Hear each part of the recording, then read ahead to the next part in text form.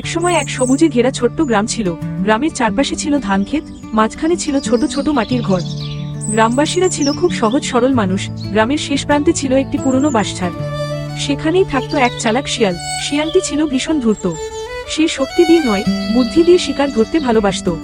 গ্রামের প্রায় সব বাড়িতেই মুরগি ছিল, বিশেষ করে এক বাড়ির মুরগিটি ছিল খুব মোটা ও সুন্দর। শিয়াল দূর থেকে দেখে ভাবল, এই মুরগিটা পেলেই কয়েকদিন খাবারের চিন্তা থাকবে না। কিন্তু সমস্যা একটাই, গ্রামবাসীরা এখন আগের মতো বোকা নেই। রাতে পাহারা দেয়, দরজা বন্ধ রাখে। এই মুরগিটা শুধু মোটা ছিল না, সে ছিল ভীষণ বুদ্ধিমান। সে প্রায় গ্রামবাসীদের কথা শুনত, শিয়ালের গল্প জানত।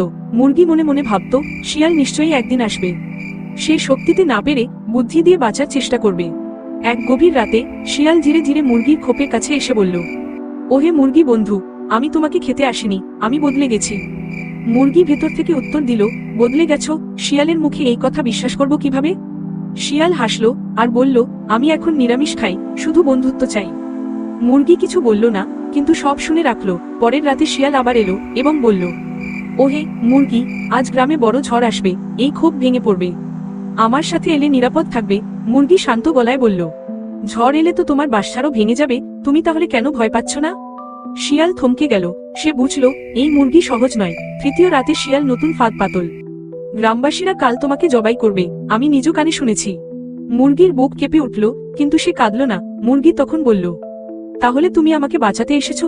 হ্যাঁ বন্ধু, এই রাতেই পালাও। মুরগি বলল, ঠিক আছে, কিন্তু দরজা খুলতে পারছি না, তুমি একটু জোরে ডাক দাও। গ্রামবাসীরা শুনে এলে আমি বুঝবো তুমি সত্যি। শিয়াল লোভে পড়ে জোরে ডাক দিল, মুরগি তাড়াতাড়ি বের হও।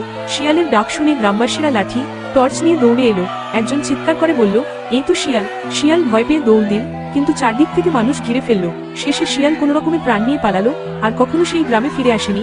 গ্রামবাসীরা মুরগিকে আদর করলো। মুরগি মনে মনে ভাবল, শক্তি নয়, বুদ্ধি আসল অস্ত্র। নৈতিক শিক্ষার চালাকির সামনে ভয় পেলে হার, আর বুদ্ধি খাটালে জিত।